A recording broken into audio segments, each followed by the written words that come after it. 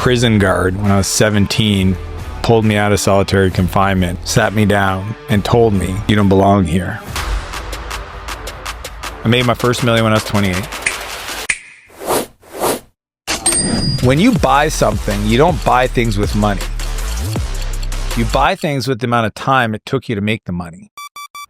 So for the person that's in grind mode right now, what advice would you have for that person? Broke isn't financially. Broke is mind. Broke is relationships. Broke is habits. Always do hard things. You've never gotten better when things were good. For people who spent most of their life exchanging their time for money working, how do we help them shift their mindset? Be 100% you. Do not try to be anybody else. Most people could actually get done everything they need to get done if they stop lollygagging. I've been in business for 27 years, but if I had to go back and give my 20-year-old self some advice on how to build a business a lot faster, here's what I would say. What's up, everybody? Welcome back to a very special episode of the Millionaire Money Show. So special that we're not even in our own studio. We came down to Austin, so you know it's going to be a special guest. I want to introduce him right now. So Dan Martell is a Canadian entrepreneur, investor, best-selling author, and highly sought-after coach for SaaS founders. Having built and exited multiple successful technology companies, he's also the author of the best-selling book, which I've read twice, Buy Back Your Time, where he teaches entrepreneurs how to reclaim their time, build efficient systems, and create businesses that grow without consuming their lives. With no further ado, Dan Martell. It's an honor, man. I'm excited. I'm pumped. My commitment to everybody listening is I will give you 110%. It will be the most entertaining, little bit of education, maybe time together. So, and I believe it. For those of y'all who don't know, Dan has been my mentor from afar. I joined his mentorship program last year, then rejoined it again after my time was up.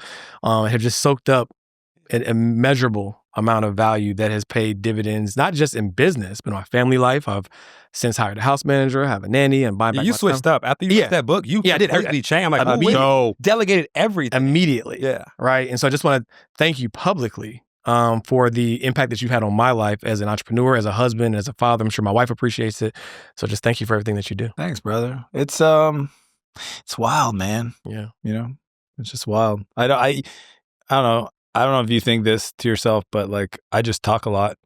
Yeah. If it helps people, that's cool. But I'm glad people listen. It's definitely helping people in droves. So as you probably know, our background is in the financial services field, him from a tax expertise, me from a wealth management standpoint. So I'm curious, what is the thing that you feel like most people get wrong about wealth building? I think, and I like the word wealth, right? Because I think there is a difference between rich and broke. For sure. And I think even broke isn't financially. Broke is mind. Broke is relationships. Broke is habits.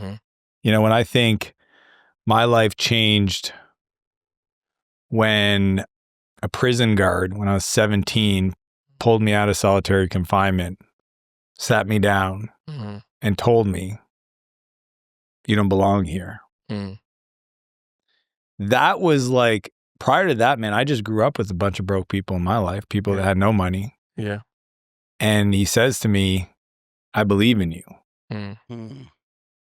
And for whatever reason, knowing that he would have got fired if anybody found out that he did this, because he wasn't my caseworker. Yeah. His name was Brian.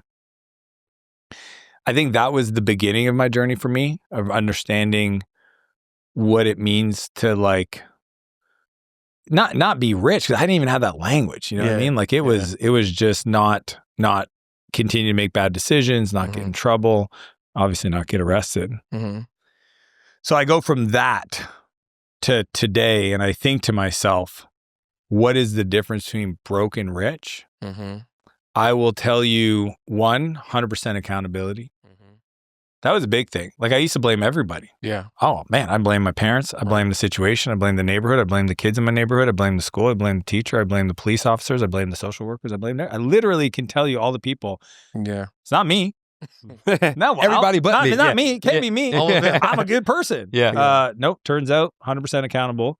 So that beginning taught me the foundation, the just like a base level foundation of creating a rich life. And then it was realizing that getting paid, this is a big one. This is going to hurt people's feelings. Yeah. Talk about it. Getting paid is a byproduct of the value you bring to the work. Mhm. You don't get paid for your time. Right. People think I got paid $14 an hour, I get paid Right. $18 an hour, I get paid 50. No, Yep. you get paid for the value you create in that time. Mhm. And you just happen to create little value. Which hurts to hear. It does. Yeah. Because it's not about working hard. Because the guy that moves a pile of dirt from one side of a yard to another side of dirt worked really hard. Yeah. Because this is technically working, but none of us are like, oh, It no. doesn't feel like work, right? No. Yeah. But the value's there. And it's the back end of doing this for decades that gives us the perspective to be able to shed and share these thoughts that might help somebody create a lot of value in their life at scale and high leverage, right? Yeah. So I think the idea of saying, I want to have a rich life means I have to become more valuable. And there's nobody that's going to do that for you other than you making a decision and starting to read and educate yourself and continue to listen to podcasts like this. So that's the second part, right? 100% accountable. Second is you create value, you get rewarded for the value you create. And then the third, this to me, I see even my rich friends do this. Yeah. They hoard.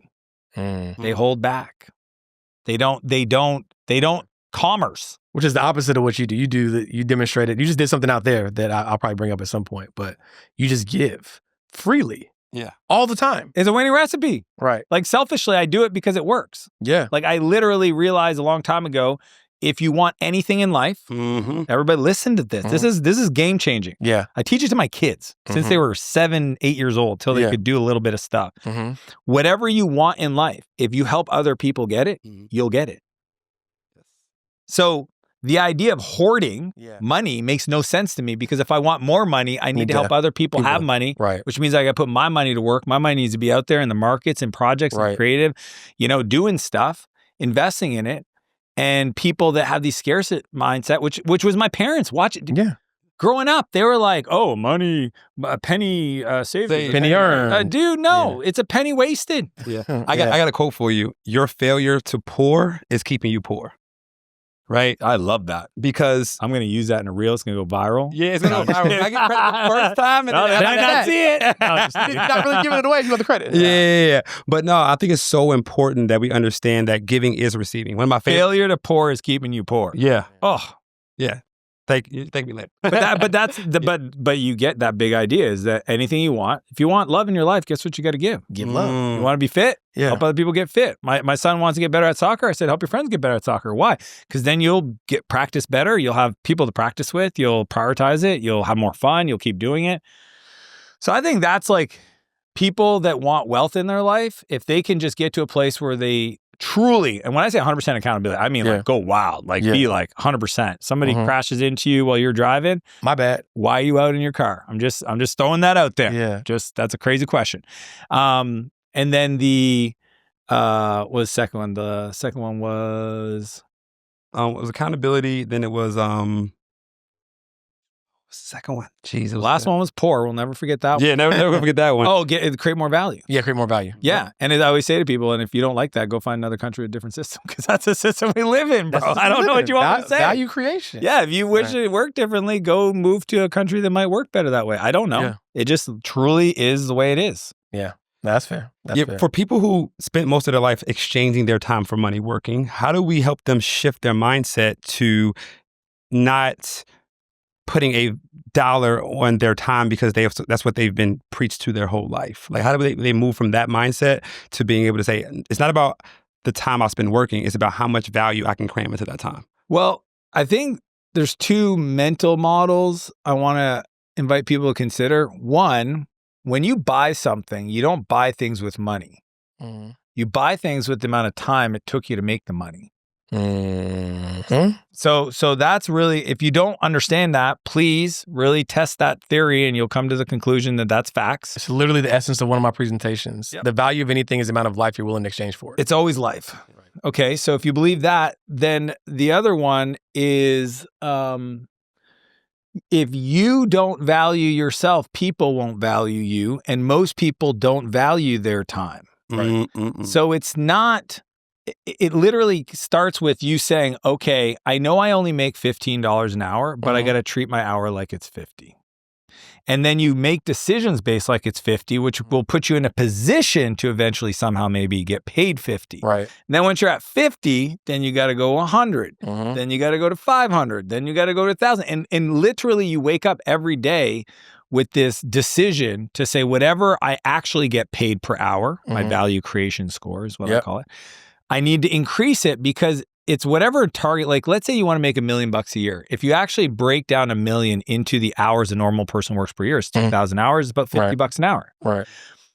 But you gotta fight for those hours as if they're worth 50, or you'll never create the space to do the work to become valuable enough to get paid 50. Yeah. Because I think, but people, there's Sorry, I think it's misconception. 500. Yeah. 500. I was about to say maybe 50. No, 50 is 100,000. Yeah, Yeah, 500. The misconception. Never do public math. That's what hopefully everybody. Rule number takes one. away. Yeah, Right. rule number one, never do public math. I think the misconception that people have is they think that time freedom comes after financial freedom, but you need a level of time freedom to create the financial freedom. That's the whole, in my Right. book, I talk about the buyback loop, and it's audit, time and energy, transfer, the stuff you don't want to do, and then fill. Yep. The fill part is actually working on you, the skills, habits, and beliefs.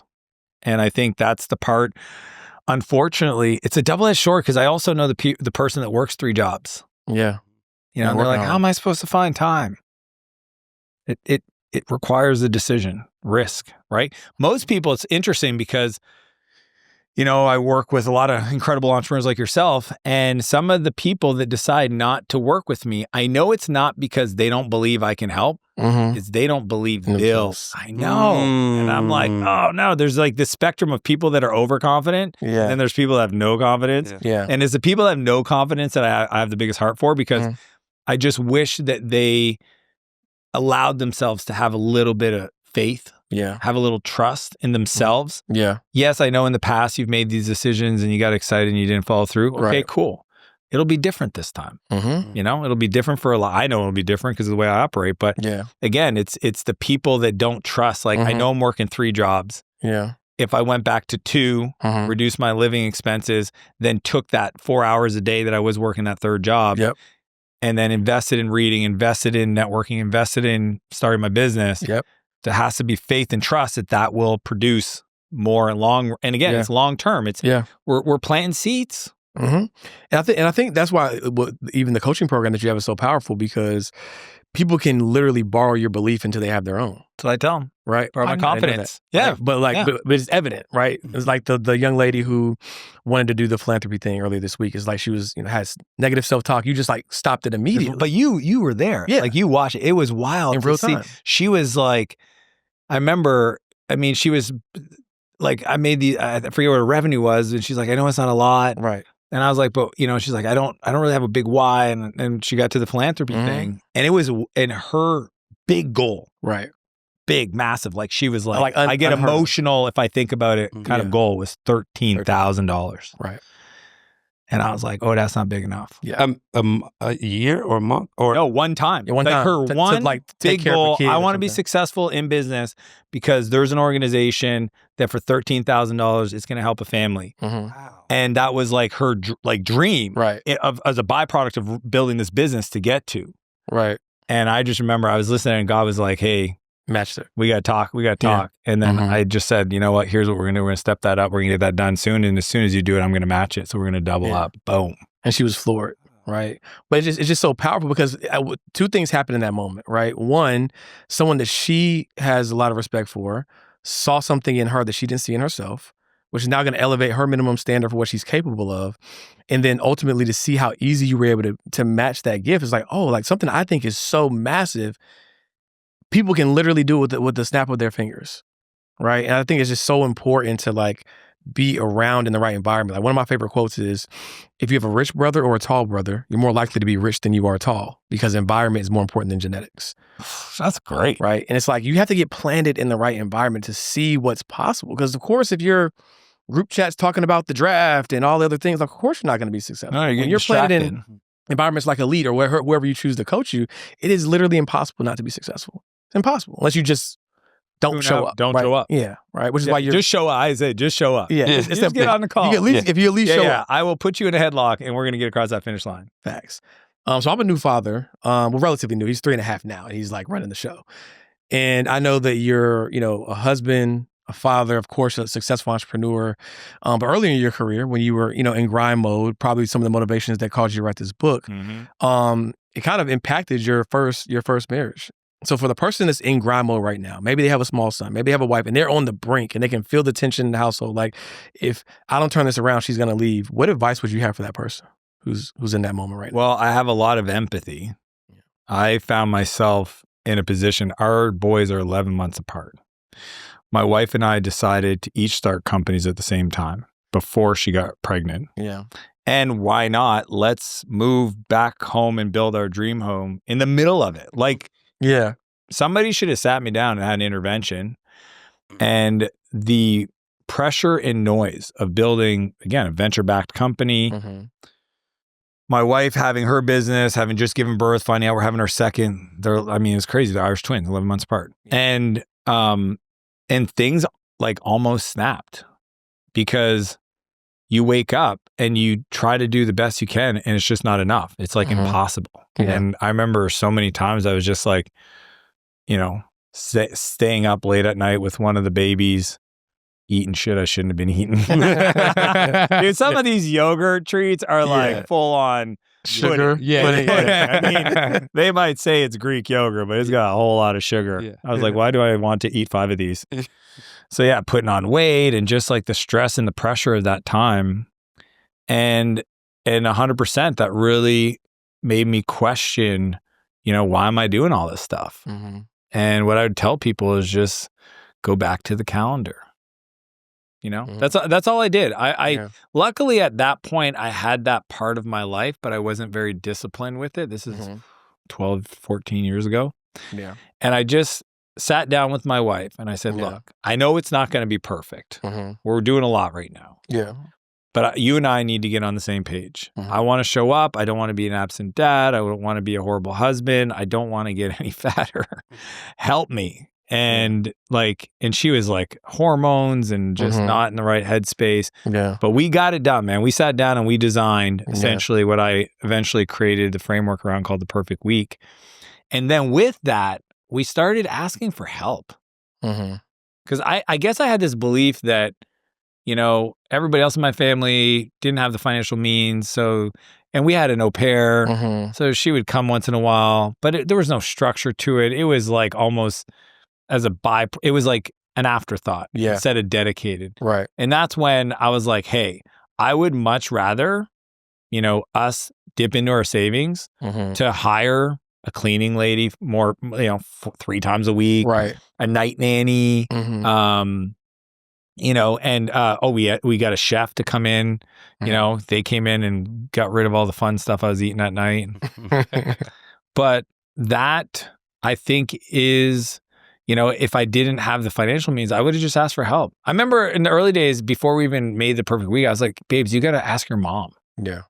Like, can you get your mom here, man? Like, I get it that we're both trying to be like superheroes right now because everybody expects us to be, but you got a company to run. I got a company to run. We have babies. We're trying to keep this home build not to blow. I mean, if anybody's ever built a home, that's like having to start in a new company. That was dumb. So dumb. And I think just being willing to ask for help. Yeah. That's what I got to. Yeah. Love it. So Buy Back Your Time, best-selling book, obviously. And as high-level entrepreneurs, right? And we want to begin to outsource things to start buying back our time. What are some key principles or frameworks in the book that you can share to help someone who hasn't read it yet to begin that process of buying back their time? I'm gonna go there. Okay. But I think it's fun to tell people what it could look like. Okay. You guys have seen it a little bit. Yeah. So I have this philosophy. I only do 2 things. I only do things that only Dan can do. Like you call it a unique ability, zone of genius, whatever, ikigai. There's like only stuff only I can do. So until there's like robots that look like me, act like me, and are as cool as me, I got to be here doing it. Or as Jack. Yeah. There's like, we'll see what the technology gets to. And then the other one is spend time with people I love.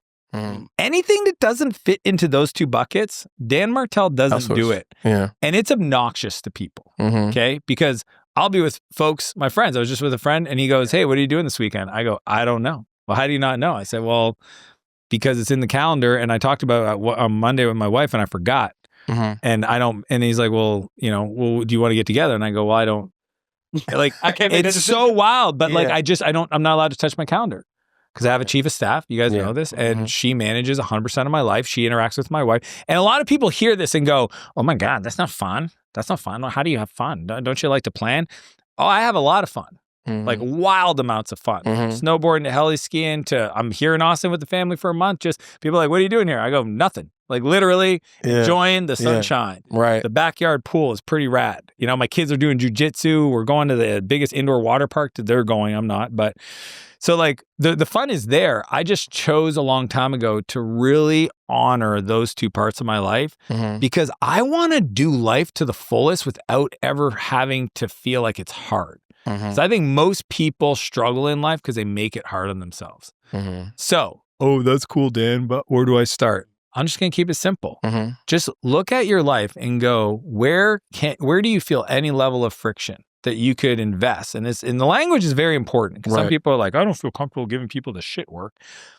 Who said it was shit work? Like you calling it that is the problem. Right. I call it, I have people in my life that support me. I am crazy grateful for those people. Right. I honor them. I celebrate them. I thank them every freaking day. I consider them part of my team. What, just because they clean my yard or clean my house that they're not, like, that's crazy talk. So to me, it's like little things, like just really stop running errands. Think about this. What if you just like made a list? Right. I'm talking I should never do productivity. this. Right. Yeah. I'm just talking about never do again list. Yeah. Right. Never do again list. Like the other day I went to an HEB. I went into the grocery store. I hadn't been in a grocery store in years. Okay. My wife took a video of it. Yeah. I'm just like, oh wow, this place is huge. And I'm like, oh my, I went to the protein bar section. They had everything. I was like, this is I haven't great. been here so First long. time seeing self-checkout, like there's no All of Yeah. it. I said, is there bigger ones? She goes, oh yeah, HEB pluses. And I'm like, this place is massive. So, there's things I choose not to do. But I think most people just should make a list of just be more productive. Like in my book, I call it the 5 time assassins.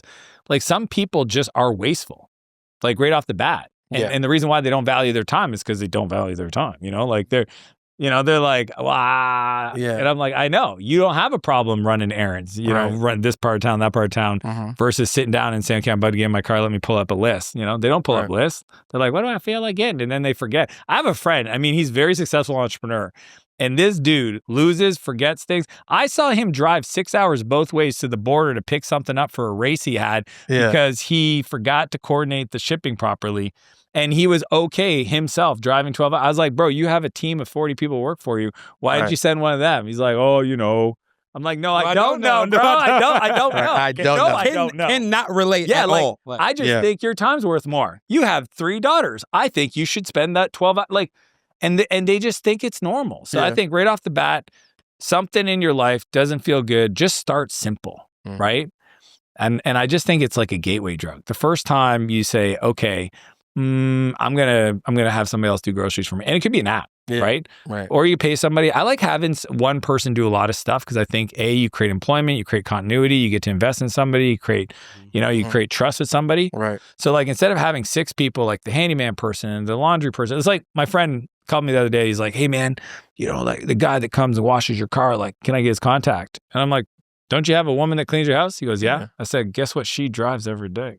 And she has the ability to clean. I know. I was like, why are you asking for me? She goes, why? Who washes your car? I said, the person that cleans my house because she wants more work and I want her to work more and I trust her. He's like, really? And then he goes, do you like get her to go fill the car up with gas? I said, yeah. Guess what? She also does herself.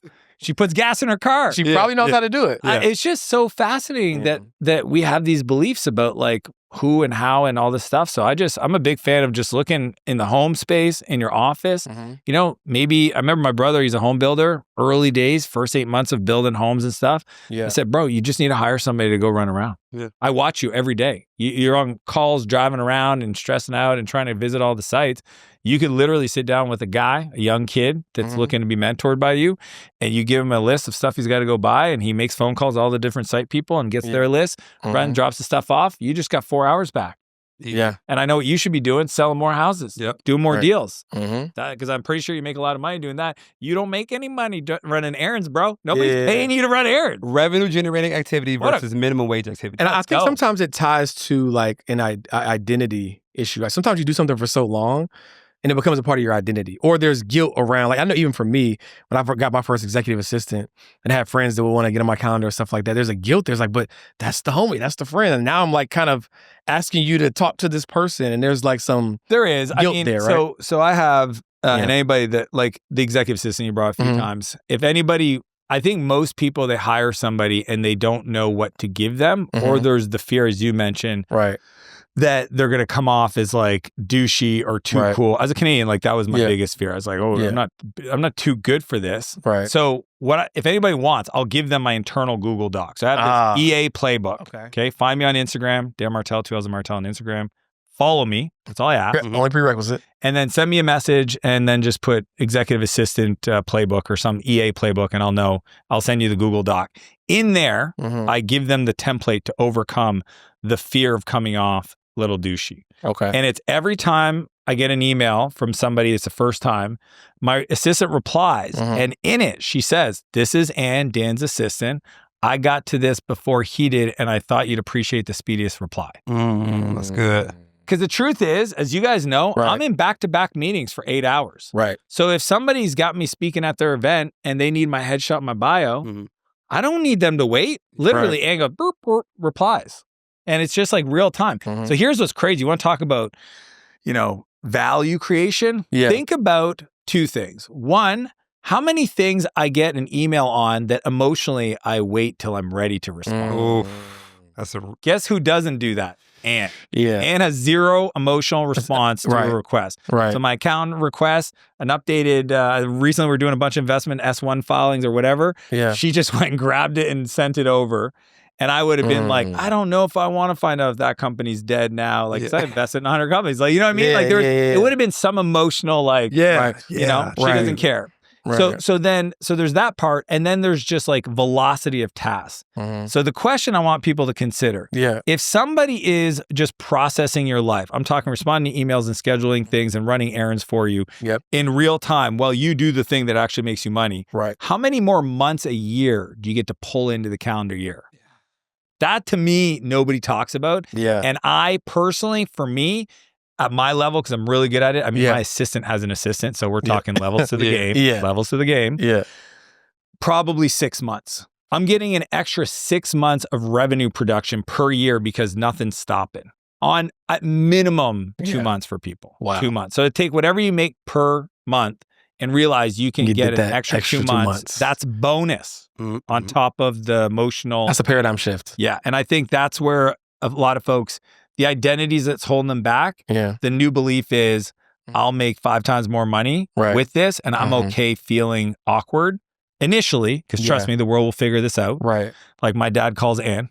He doesn't call me. If he wants to find out if I'm available for whatever Yeah. thing, Yeah. Yeah. he calls Ann and that's Yeah. fine. And she loves Yeah. talking to my dad. Yeah. But I think what happens is you actually get to see where you're not free. I think the world shows you where you're not free, and there's an opportunity for people to on the back end of letting go. Yeah. That's why I start with the assistant, my replacement ladder, Right. level 1's assistant, Mm-hmm. because it's the least amount of money and the lowest stakes. Right? Yeah. If I'm learning to walk on a tightrope, Mm-hmm. do I want to learn in the park or do I want to do it between 200-story buildings Yeah. Facts. in the park on a slack rope? And that's where I think people need to start playing with that. Yeah. Yeah. So here's a kind of a different direction question, just a little fun question. So he just recently got a new Lamborghini. What'd you get? Um, Huracan? Huracan Technica. Let's go. 2024. The Technica is beautiful. Yeah, the Oh, yeah. face, Oh, I yeah, know yeah. Technica. Yeah, and I'm about to get an F8 Spider. When did you? That's a great car. When did you get into supercars? What's the story behind that? Dude. Just tell us a little bit about that. Like, because some people are, they're uneasy about it. It's like, oh, what are people gonna think about me if I get this car? I'm just curious. Like, what was your thought process once you decided to make that move? Because you have a few, right? I have quite a few. Yeah. I have like 11 or something. 11? I have a spreadsheet. Yeah, I'm always, yeah, I'll tell you about the cars in a second. I just want to kind of get everybody in the right headspace. Yeah. Yeah. I made my first million when I was 28. million. I had made a lot. Like I could have bought several cars at that point. Grew up in a small town. Always felt like I didn't want to make other people uncomfortable. Yes. That's what it was. It wasn't till a decade ago that I was in the middle of doing 75 Hard, which is a mental toughness program, that I had this moment where I realized how much I actually was living for other people's approval. And this is a guy that, like, I mean, I'm a multimillionaire. Externally, people would be like, he's successful. And yet I had to be honest with myself. In my mind, I remember thinking, if you truly don't care what people think about you, get the car you want. At the time, I wanted a McLaren 570S. And I wanted the orange one. And I danced around it for years. I've been a track guy, a car guy. I had BMWs, M3s, M4s, X6Ms. Like I've always, but never supercar, because I lived in a town of 100,000 people and there were no people like that. And I was talking to one of my mentors and he really challenged me. He said, what kind of good do you think you could do with that car? And I said, oh, and I had the list. I would let any kid sit in it. I would do the charity car stuff. I would visit, when I go talk to the youth, I do a lot of youth programs. So I would bring the car and let the kids experience it and take pictures and sit in it. And he goes, the good you'll do with that will overcome the bad that you think. Right. Will come with it. The judgment, the comment, the he's a douchebag. He has a super How much you pay for an oil change? All of it. All of it. All the fears. All again, fear stands for false evidence appearing real. I had no proof that this would happen. I made all this stuff in my head.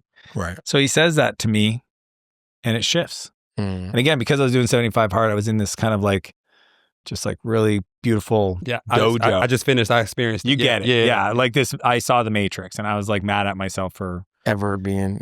So I called my car guy, Tim, and I said, Tim, I'm getting a McLaren. Now at the time, there was no McLarens in the whole state. I was the first person on the East Coast of Canada. And he goes, okay, do you want me to call the dealership? Yeah, it's in Montreal, which is 15,000 miles from my American friends. 1,000 miles away from where I live. Made no sense. Financially, zero sense. Like it never makes financial sense. Well, no, but there's no financial, like it was 1,000 mile away for oil changes. Oh, gotcha. Like the dealer, there's no crazy. Oh yeah, it was like crazy. Yeah. So anyways, I have the video. My wife, and by the way, I was such a chicken shit. I didn't tell anybody.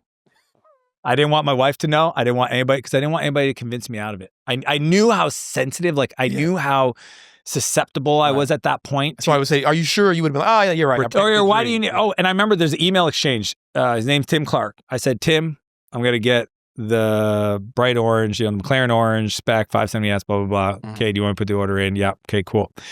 Then I went back and I said, maybe I should do dark gray. I don't need to be that loud. Yeah. And then good thing, 75 Hard. I remember finished my second workout and I got mad at myself. Fuck that. So I replied, I said, all caps, orange, final decision, put it in. Yeah. No turning back. And that's what I needed to hear. And that began a freaking love affair. Dude, the reason why I have a collection, I literally have the Martell Exotics collection of cars that are available to the world. There's a whole warehouse. People can go look at them at August Luxury Motorsports. Wow. All my collections there. Yeah. Cars are coming and going. I got the Gintani getting installed on the SVJ right now. I've got my 812 GTS here. Yeah. I'm going to CODA on Wednesday. I'm going to visit a bunch of rehab centers while I'm in Austin. I do Kings Club. We always launch a new car. I've got all, and to anybody listen, I got the GT3 RS. I got the 765 LT. I got a GT3 Touring manual. I've got a Pista Ferrari Pista. That one's dude, because with the black and white, like the 812 and the Pista, they're literally the opposite cars. And I've got other cars. I just I cannot believe that I waited so long to make that decision. So here's the thing. What you desire, you should acquire. Simple. I think it's spiritual. I think Simple God says to you uniquely that Huracan Technica speaks to my soul. And there's a reason why. Because the same reason I don't look at another car that some other person sees beauty in, I don't. So guess what? That's not uniquely my desire. If you are flipping through a magazine and there's a home and you just go, oh my gosh, I love that home. Right. Go get it. It's yours to have. I truly, truly believe that. And Yeah. it's not about the possession. Because anybody that is truly a car person will realize you don't get the car for what other people think about you. You get the car for how you feel when you drive the car. Dude. I mean, by myself, nobody around, 3 a.m. Trust me, I'm vibing. I'm making a lot of noise, making a lot of smoke, noise. and I'm vibing. And I like a little bit of rain and a parking lot with no poles in it. And that is just for Dan. You know? I love that. A great kind of segue to the next question is sometimes when people buy a supercar, they say, oh, he's overcompensating for something, right? Maybe it's the guy who's good in business, but maybe out of shape. You're obviously the polar opposite of that, and you're in bicep vein. Shape, right? I just got mine going this morning just for this episôt interview, man. You got a pump going? Yeah, I had to get a little pre-pump. I was like, you have to see the bicep vein. Yeah. It's International Chest Day. Yeah. Got to get the arms going. Yeah. So you became very recently more public about your fitness journey. What inspired that, and how has that just impacted your life and your brand overall now that people know, that Dan Martell? I love that question. And we are products of the Dan Martell diet. Like, he took it, he sent it to me, shredded like 10 pounds. Yeah, dude, that's 16 pounds though. Yeah, the average is 14. Yeah. Release, you did 16, winning. That means you followed it. What happened was, my whole life, I think I struggled with my nutrition. I struggled with my diet. I quit drinking, 14 years ago. I quit drugs when I was a teenager. But I think success is a decision of subtraction, not addition. So when kids ask me, hey man, nice car, what do you do? It's what I don't do. Yeah. And what I don't do is a lot of stuff, but I wasn't honest with myself about what I was eating and what I was putting in my mouth. So, I've always, it's kind of tough when you start being a loudmouth on the internet and talking about being successable, and then you feel like you don't look the part. And I had to be honest with myself. Like I was doing Ironmans, but I didn't look like it. Yeah. That's even worse. It's like people know you're doing that extensive workouts. Like, you can do that? Yeah. Oh, okay. Cool. That's interesting. There's a video, if anybody wants a good time, just watch the video. I did an ultra 50-kilometer race. Yeah. And I'm embarrassed by how I looked in that. Just everything was shaking and moving. And someone said a quote, it's hard to sell the dream when you look like a nightmare. Bars. Yeah.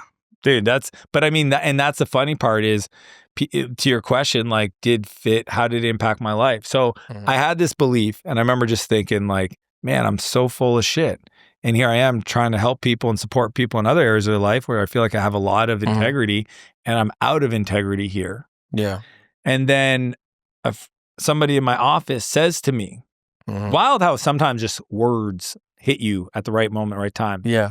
He goes, did you know there's 22 million millionaires in the world? I got the US. Yep. But there's only 3 million people with visible abs. And there was something about that day in my headspace. And when I was thinking, when he said that to me, I said, you know what? I want a six-pack. I want to look the part. Yeah. I'm going to do it. And the funny part is I know how to win because I've done it in business. I just never applied it to the level of focus and intensity as I needed to actually get it sorted. Yeah. So I think sometimes we're like, ooh, I feel fat. I'm going to lose 10 pounds. And then you go on vacation, you put on 15 pounds. You're like, ooh, I feel fat again. I'm going to lose some weight. But you don't get it sorted. Right. And there was just something about that statement that made me decide. And I went all in. I documented the whole thing. I think that on my YouTube, it's how I got visible abs in 90 days or something like that. Yeah. Documented the whole thing. It was wild. There were so many moments where it could have went off the rails. And I ended up meeting Alan, who became a fitness coach. He introduced me to the cleanse. And I got down to 6% body fat. 6%? 6%. NFL type. Yeah. It was I did it as if, stage ready. Yeah. And then now I'm 9 and I stay there. And this is 14 months ago and I'm still, And that's where I kind of realized two things. One, I could have looked like this my whole life. It's not like he didn't put any muscle on me in that 90 days. The muscle was there. It was just hidden. Right. Yeah. Just strip the fat away. Yeah. He was like, oh, you had that under there. I was like, this is dumb. I'm so dumb. Stupid. Okay. So let's not do that again. And then two, the bicep vein is the McLaren of the body. Just like when I started showing up to rehab centers and crisis centers in my McLaren, the first one, all of a sudden I sounded smarter. All of a sudden my words landed. Yeah. The kids wanted to understand what I had to say. And when you show up in a meeting, whether you like it or not, people go, oh, this is a person that I can trust because they do what they say they're going to do. Because somebody, you can't look like that without being willing to do the hard stuff. When you see Sam, my head of creative director, like he is jacked. Yeah. And because of that, he's 23 and everybody thinks he's 45, but he's 23. He's like, what? Oh, yeah, that much muscle maturity at 23. Yeah. So because of that, people know that no matter what they say to him and he says to them, they trust them. And I think that's just a benefit, but it's also part of the package. And so, has it made me a lot more money? A fuck ton. Yeah. Like crazy, dude. Like energy, focus, my confidence, the boldness in my decisions. Yeah. Right? The courage I have because I did something like you did the clients, you did, like, it is hard. Yeah. And then I kept doing it and I'm on vacation and I'm saying no and I'm out at dinners and I'm eating chicken breasts and I'm just like, and then my coach is like, oh, by the way, you got to drink 12 liters of water before noon. And I did that without throwing up. Like, okay, yeah. So I did some really hard stuff and then it just became almost like the new habits, man. Like I built some new beliefs. I built some new routines that makes it zero hard. Wow.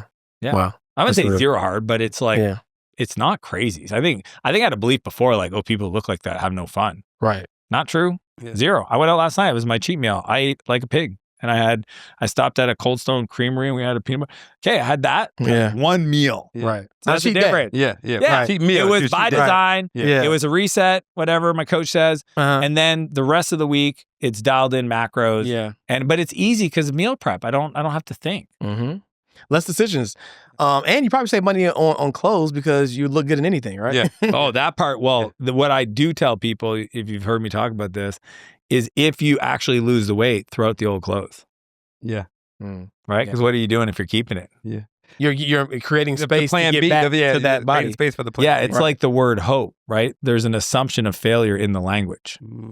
Keeping your old clothes is an assumption of just failure. Just in case I need a little wiggle room in the weight. No wiggle room. Right. Dude, I was at my event. Some guy came up to me and he pulls his shirt up and he shows me his belt buckle. And he's on the last buckle and he says, that's because of you. He says, you inspired me. I lost all this weight. I said, give me your belt. Wow. Dude, I have the belt in my office. Give me your belt. He's like, why? I said, I'll buy you a new belt. He said, Jen, buy this guy a new belt. Give me your belt. He gave me the belt. I said, now when you go home, you got to throw out all your old clothes because you look a little frumpy. Disheveled. Like, you're not, it doesn't fit you anymore. Yeah. And you're at the last one. So now that's the belt and this is a symbol. I'm going to tell everybody this story and I'm going to buy a really cool new belt and you're going to go get new clothes. And that's because this is the new standard. This is the new standard. You're forcing. You're like, there's no retreat because it's like now you burn the boats. Right. You used to be 36. Now you're 32. You have no 36. You're 32 for the rest of your life now. Just be that person. This is culture. This is who you are. When you realize it's identity that's stopping you, then you just have to say, that's the identity I want to live in. If you make a lot of money, just make it normal. Right. And then if you don't make any money, it'll be like, ouch. And then you'll react.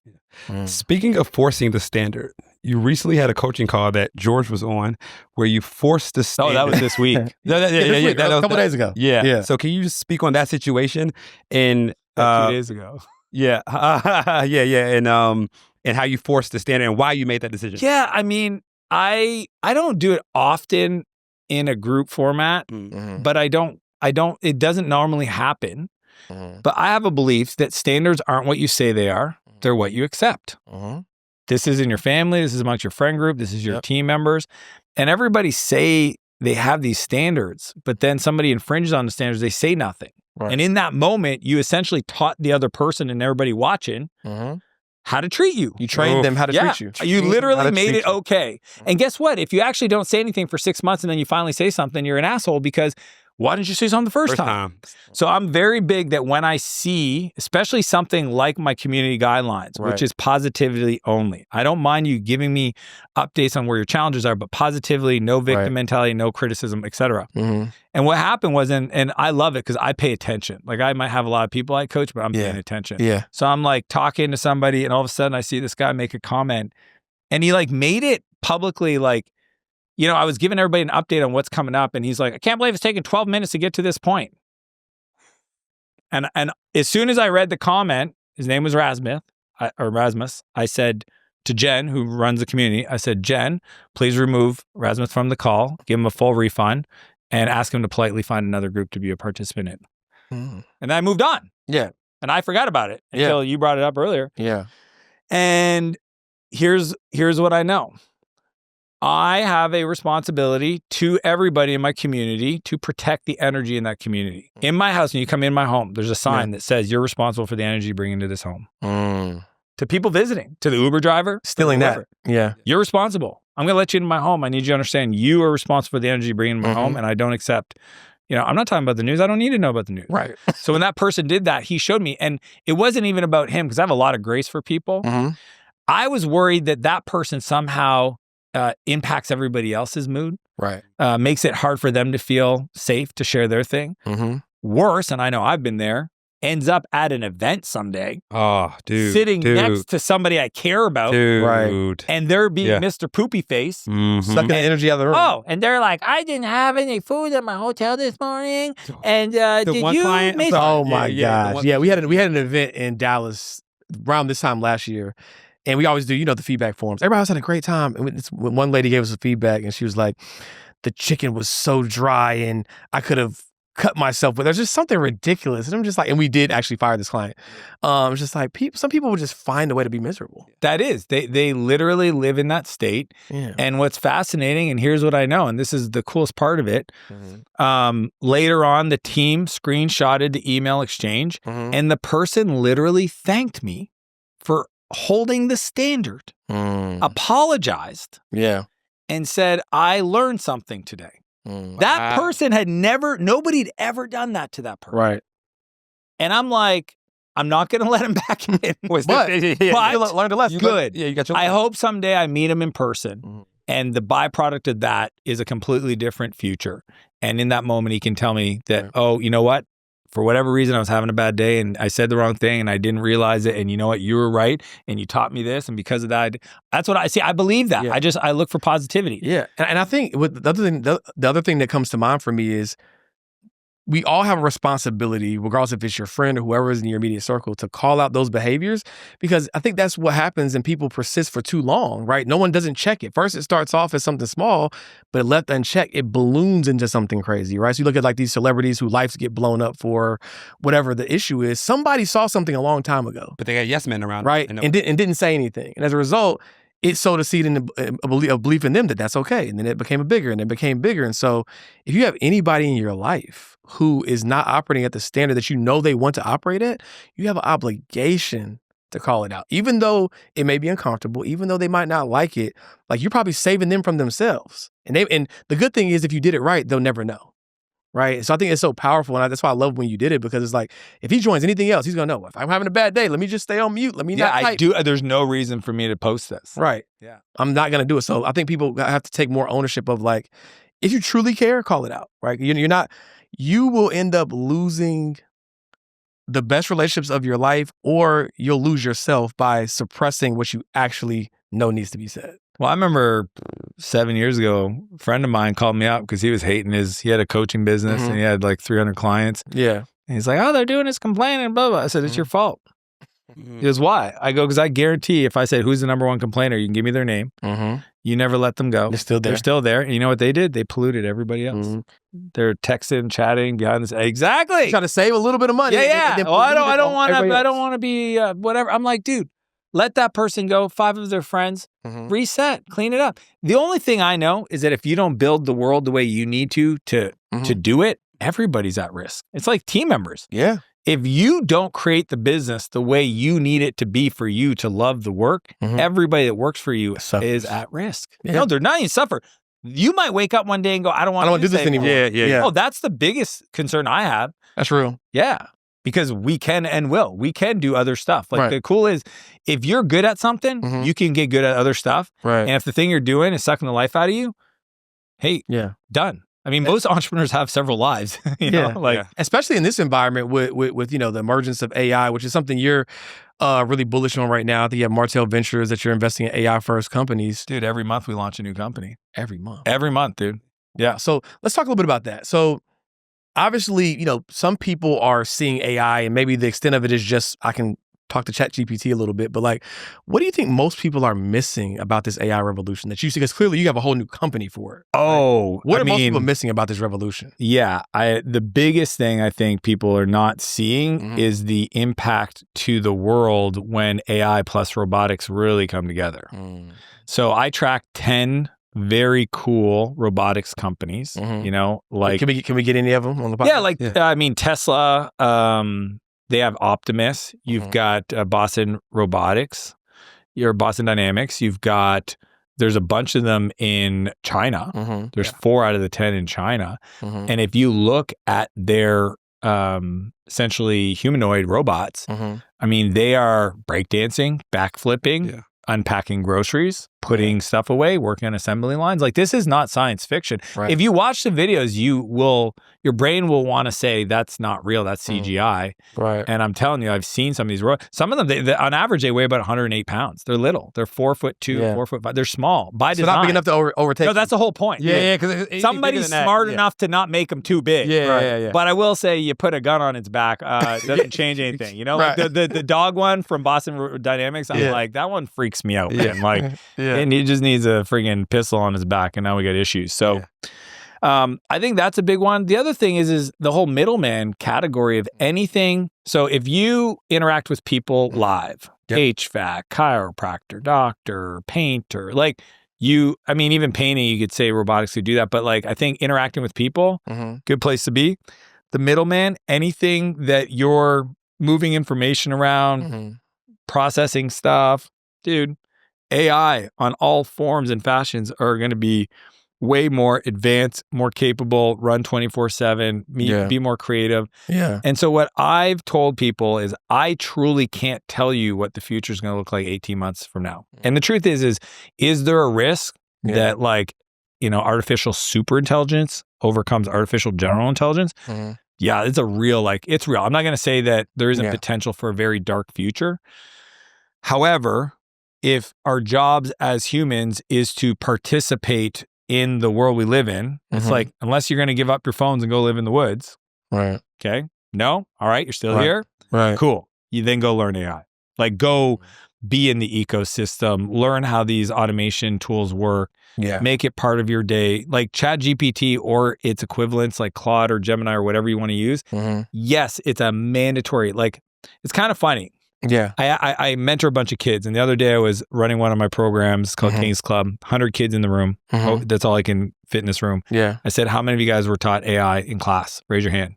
No hands go up. None. Wow. And one kid screams out, we get in trouble if we use AI.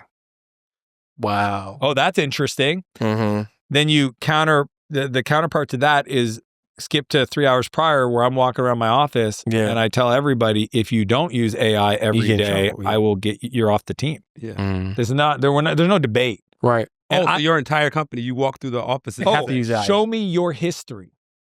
Wow. 100%. Show me your ChatGPT history or Gemini. Like, show me the history. If you haven't used it in 5 days and you're just being lazy, AF, like irresponsibly lazy, super not productive, impossible for you to be the best for the rest of the team. Right. You're just being ignorant. Like, stop it. Right. I'm not even willful ignorance at that. Yeah, there's zero more tolerance. Like, I made this decision 3 months ago because I was trying to be polite and I was trying to train everybody and all this stuff. And I did all this stuff. And then somebody asked me, to go, how do you get your team to adopt it? I said, well, you train them and teach them. And then I was like, but they're still not doing it. Sure, support's doing it. Sure, whatever. But then I'm like, finance, why are you guys still doing bullshit? Like, automate this thing, you know? And media team, show me the tools you're using to support you in the editing and the production and the ideation. And they're like, oh yeah, we kind of play. No. I want you, we're going full integration. So it's kind of wild to think that in schools right now, they're not allowed to use it, they get in trouble. And in my company, if you don't use it, you're in trouble. So there's this massive gap of opportunity. So any person that just decides to stop watching Netflix and start watching YouTube videos on using AI for their job, I'm talking every position, you will just dramatically put yourself at the top of the value chain. Like, just by being generally interested in it. Yeah, we're I'm still ignorant to how much it can actually do. ChatGPT alone, right? Yeah. Well, you just don't build, you got to force yourself. So I call it habit stacking, when I teach this, so I speak at Tony Robbins Business Mastery. Okay. I'm the AI guy. Wow. So I've got, 10,000 people in the room and I'm sharing with them how to integrate it. Mm-hmm. First thing I teach them is habit stack it into your routine. Okay. So every morning I have a chair I sit in. It's where I read. Mm-hmm. Before I read, I do 3 prompts. Mm-hmm. Crazy prompts, wild prompts, whatever, like literally, what's the meaning of world or, whatever. Like you got just because what you want to do is build the habit. Yeah. Habit stack it Yeah. before I read. And guess what? Sometimes I'm like, I don't like the book I'm reading. So I'm like, hey, what are 3 other better books in this book? And then it tells me, I'm like, ooh, that's a good prompt. Or, this was crazy. 2 years ago, I'm a big fan of Think and Grow Rich. It's the book I give to every kid that's in my mentorship. Mm-hmm. And I think we've given around 8,000 copies. So Wow. yeah. I want to give it to every high school kid in my city as a social economic experiment. Mm. So I asked it, okay, based on this book, what are the other books mentioned in that book? And then keep going back 150 years. And it gave me the top 200 books that influenced Think and Grow Rich. Oh my goodness. That's all I've been reading for the last 2 years. That's levels. levels. Oh yeah.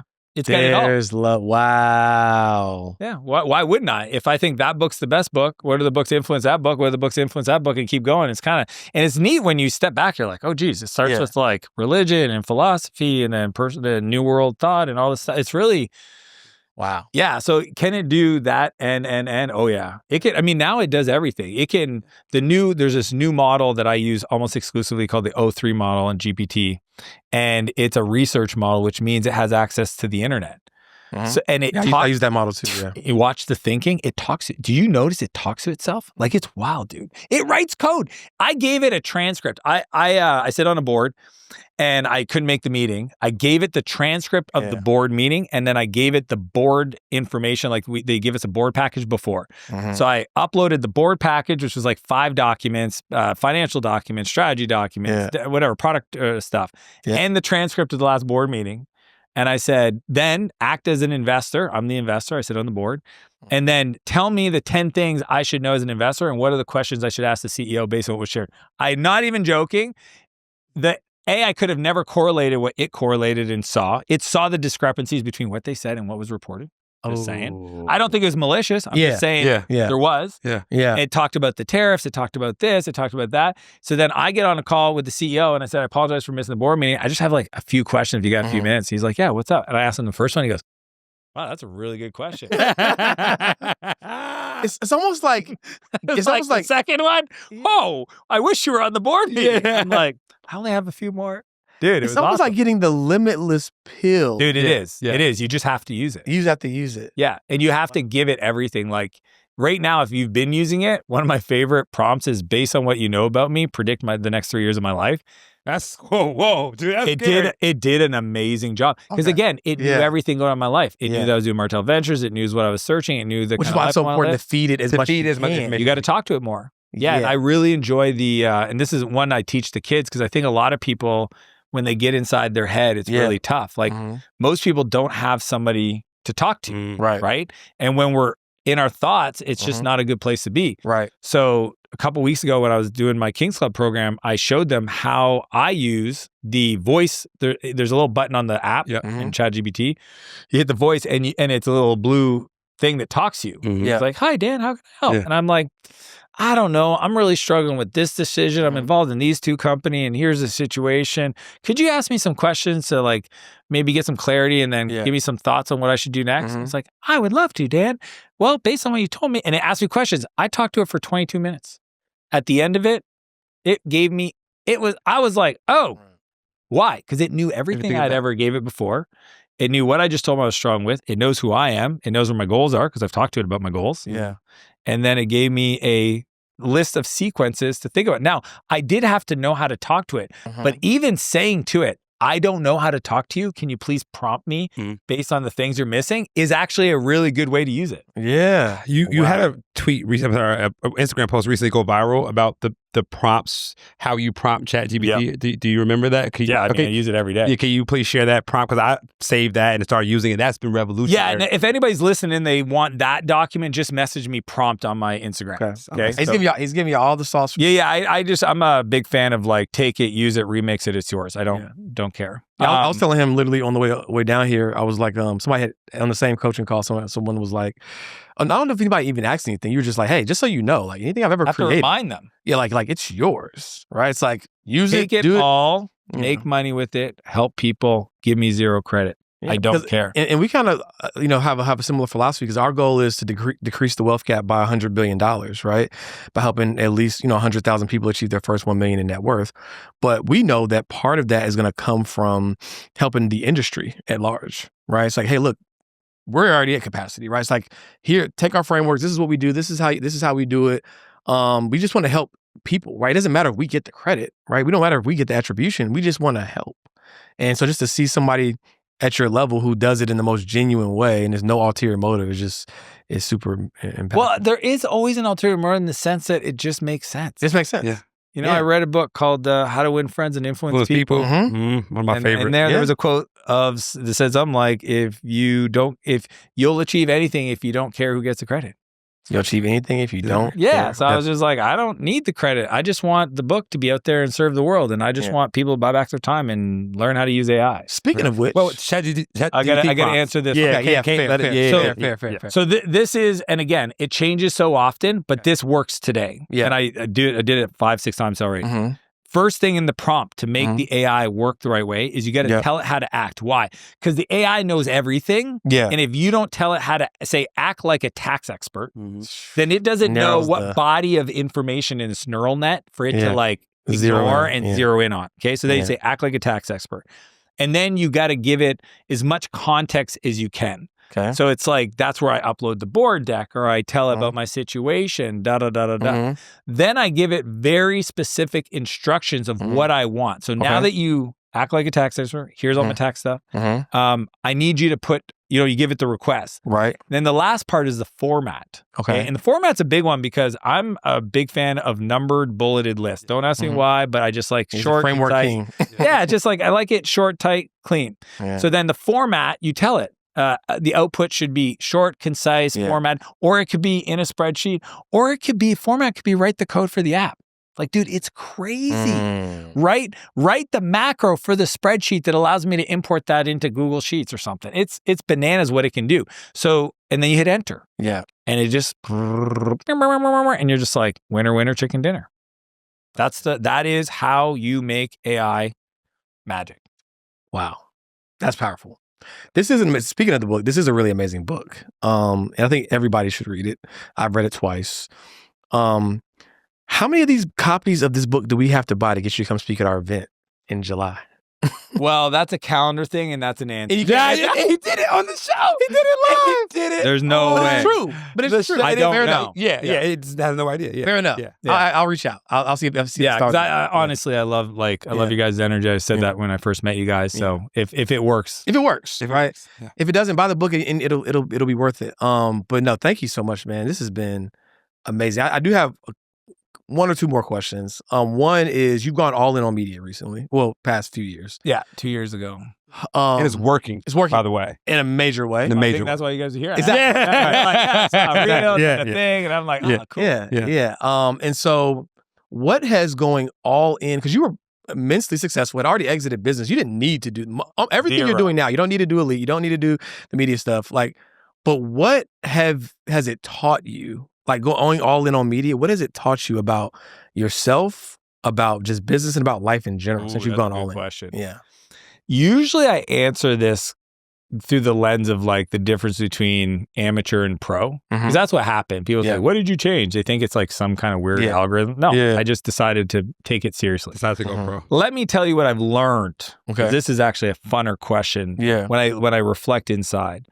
One is everything you want exists on the other side of your ability to communicate. All of it. Yeah. Always has been, always will be. You might pretend like you don't believe that. Yeah. Well, turns out you can't get anything unless you make words with your mouth. Okay, mouth noises. So to the ability that you can communicate ideas, philosophy, vision, etc., then the rest of the world can collude in your favor. The other thing is all the inside voices will amplify when you start producing content. All of them. All the insecurities. That's why I say posting content is the ultimate personal development program. It's why in my elite program, one of the 5 daily non-negotiables is to post 5 times a day because I know how much work you're going to have to do. Because it's not if like, I've never done that. Okay, now you got to start. That's scary. Okay, so now we're doing scary stuff. Then but I do it, but I'm not getting a lot of views. Oh, good. Let's talk about that. Is it good? Is it valuable? Is it interesting? Do you really know what you're talking about? And then for me was just the depth of learning I had to go into in regards to like media creative. Cause like I did YouTube for 8 years. Okay. Barely got to 70,000 followers, like posted every week, never missed a week. For 8 years. 8 years. Oh yeah. Overnight success, 10 years later. Come on. But what changed was the desire to figure it out and then understand that like everything in the world, there is an art behind it and there's expertise and there's a craft and you have to treat it as such. So like understanding how to open a video, how to create intrigue, how to communicate story, practice. 2 weeks ago, Sam, who's my head of creative, every time we do stuff, we're always practicing a skill. That day when we were doing a media tour, it was metaphors. Your only job, Dan, is metaphors. Why? Because metaphors are visuals. They're shorter to tell than stories. And the editors can visualize them. Okay, so then I got to get better at metaphors. Well, how do I do that? Guess where I went? ChatGPT. No one know about me. I did. I said, here's my talks for the day. Give me 3 metaphors per thing and then I picked the ones that resonate with my heart. I practiced telling them. And then the whole day, Mr. Metaphor. Mr. Metaphor. And at the end of the Martell day, Metaphors. Martell Metaphors. And I said to Sam at the end, I said, how'd I do? He said, dude, you did really good. I said, yeah, ChatGPT. But I learned that like everything, there was a skill. I hired coaches. I just did a call yesterday with one of my story coaches. Literally, he's a story coach. We were practicing kind of the concept of inner and external dialogue. And if you re-listen to this interview, you will see me do it. I caught it. Did you? When we brought up the car story, you went back to who you were. And I was like, I know what he's doing right now. I'm so excited to send him to my coach, this call to my coach, so he could be did like, a great job. But again, it's the desire to, like a professional athlete, you got to practice. Gotta go pro. So, how to go pro. And that was a big thing. The benefit though, I mean, 100x more than I ever thought. Like I did it initially because I wanted to support the book and I wanted to have an impact. The byproduct of going all in, the invites, the impact, the people that say like folks, and it's kind of crazy because there was a part of me that didn't want to lose my privacy. That went away. I mean, I posted today on Instagram, some guy, I was doing Q&A and the guy goes, why don't you reply to my messages? And I opened up the messages and it's because he left a really weird message that said, someday I will, all caps will, sit down with you and have a conversation and shake your hand. I see this, God, whatever, blah, blah, blah. So then, I probably said, oh, that's going to go in the do not reply folder. But because he left that comment, I went in and then I screenshot it. I posted it and I said, it's because you sent me a message like this, but I put it in my stories. Now, I also have a list of names of people. This is so funny. I have a list of names of people if I go missing that the cops should call. That guy's on it. I'm going to be honest with you. That guy's on it. And there's probably 14 other people. That was wild. I didn't know that, like, my personal, and now obviously I have a wife. I mean, we have security now. It's kind of crazy. I was just about to ask, do you have security now? Well, his name's Sam. Oh, yeah. That is legit. And if you met Sam or you met Matisse or you met Nick, they all, my media team are also massive. I feel absolutely comfortable. 99.9% of the people are freaking incredible.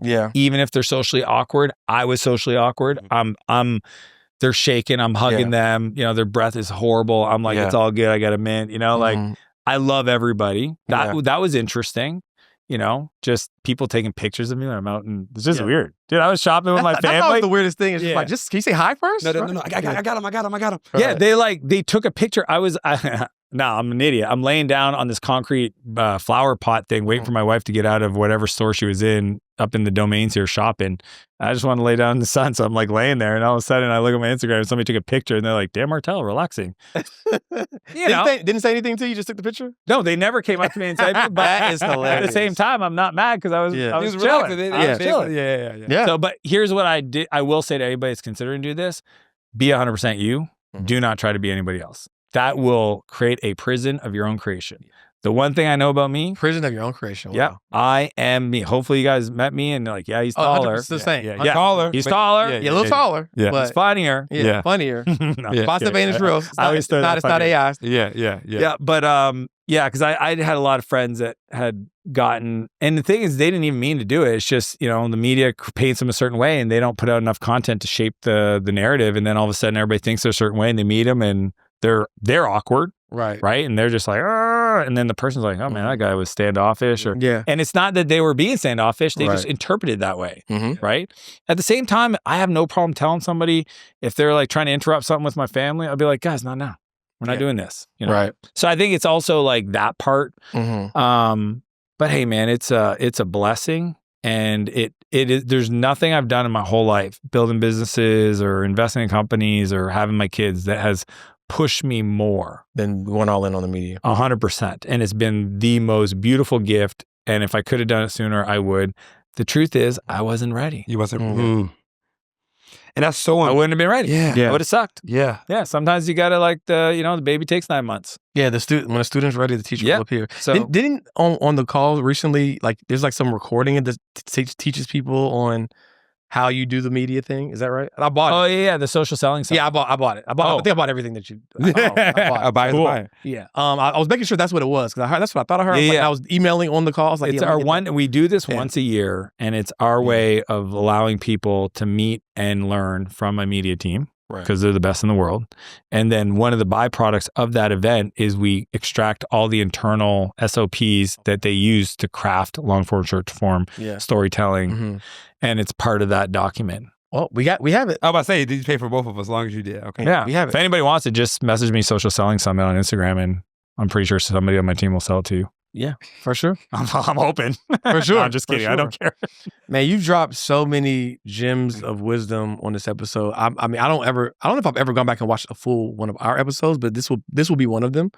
My question to you is, so if think of yourself as ChatGPT right now, and if you had to consolidate and be concise on like, and someone was meeting you for the first time and you contextualizing all of your experiences, but you could only give them just a few tangible nuggets of like, if you don't know anything else about Dan Martell and my experiences and what I've done in the world, you must know this. What would you distill that down to? If you could. A beautiful question. Oh, I can give you the version of today, and that's the beauty of the way the world works. Right. I just get quiet and ask my heart. First thing that came to mind is your byproduct of your environment. Like if you don't know that, and you've shared this already, and you had a great example of this, I just think people under-index and understand. So for example, I have 12 goals for the year. Each one of those goals have 5 relationships new that I have to build, that I know as I build them. And maybe I'm only get to 2 or 3 of them will make the goal inevitable. That's powerful. That's powerful. Yeah. So your environment and who you spend time with impacts you more than anything else. Yeah. Okay. Because if you were freezing in a commercial grade freezer, standing there being like, I'm warm, mantras and vision boards of like heat, you're going to freeze to death. If I take you out and I put you under a heat lamp, you're warm. Right. Environment's everything. It matters. Yeah. I would want them to know that. I would want them to know that they do need to go on a journey of expansion. Okay. That the world is the way it is because of who you are. The good news, it's not fixed. Okay. Meaning that your IQ, your introvert, extrovert, your charisma, your intelligence, all of that is expansible. Like you can develop it. Yeah. Your capacity is expanded at your extremities. Okay. That would probably be the third thing, is always do hard things. Okay. Hard things are required because it's only in the hard that you get a chance to grow. You've never gotten better when things were good. It's kind of crazy. Dang. Never. That's real. Yeah. Never. Living in the stretch zone. Yep. And if you think about it, there is two types of stress. There's you stress, which is positive. It's you deciding to do stuff. It's me going to the gym and stressing my body. And then there's distress. Distress will create disease. Distress will create anxiety. Distress will create, loneliness and all these things. Right. And I think the more we make positive decisions or deliberate intentional decisions to put ourselves in that area, the stretch zone, that builds that muscle of deciding like, hey, I haven't done something hard in a while. I haven't done a hard workout. I haven't scared myself. Am I taking risk? I mean, I think about this all the time, even at my level. When I started, if I wanted to make $100,000, I had to be willing to put 10 grand in. How can I say I want to make $100,000 if I'm not willing to risk 10? Right. You want to make 100 million? Do the math. See what I'm saying? But most people are not. I'm not putting 10 million at risk. I'm like, okay, then you're not going to get to 100. Right. You want to do $1 billion? Okay, no public math, but that's a lot of money. Okay, and that is like, even I continuously remind myself, am I showing up to the level of my goals? Am I showing up to the level of my goals? Am I truly showing up big enough to the level of the size of my goals? Yeah. Because I think a lot of people have big goals. They talk a big game. Right. But your actions don't back it. It's kind of interesting if you think about the byproduct. The bigger your problems, the bigger your life. Yeah. So you can tell me, that's why you're saying earlier that woman's complaining about her chicken being too dry. Little life. Yeah. If that's your biggest problem, you got a little life. Right. Right? You got how can you even take up mental space to care about that? That lets you know that they have a little life. Yeah, because they don't have any space to actually attack big problems because they're being inundated with little problems. And that's why when you ask like, Dan, can you speak in July? I can't even entertain that because that's not the thing that I need to be thinking about. Right? I've built the structure so other people can think about that stuff. And while they're thinking about that, I'm interviewing a new CEO for one of my companies. I'm trying to coordinate how to get all my CEOs to go do a benchmarking trip to First Form like I did last week. Yeah. And just like keep pushing the risk and the expansion and the other positive thing about creating content, if you're not a psychopath, is that if it forces you to level up. Yeah. Like if you're not a sociopath, right? The more you tell people what to do, right, good. Then you go, oh man, am I really doing that? Yeah, am I am I at a 10 out of 10? Right. You don't want to be exposed. Like I just don't want to be that person. Right. I judge those people. Okay, judgment's great. Judgment is actually a great reflection of yourself. For sure. So if I judge that ding dong talking about stuff I know you didn't do, right, where am I kind of doing that? Yeah. Right. Facts. Man, this has been absolutely amazing. Thank you for taking the time. Thank you for making the time. I know our audience will be better for it. I've been better for your leadership and mentorship. So if you benefit, so indirectly, my clients and my audience has benefited from you already.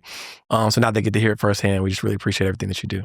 Yeah. Thank you. Thank you. Appreciate you guys. Yes, sir. Until next time, guys. Peace. Peace.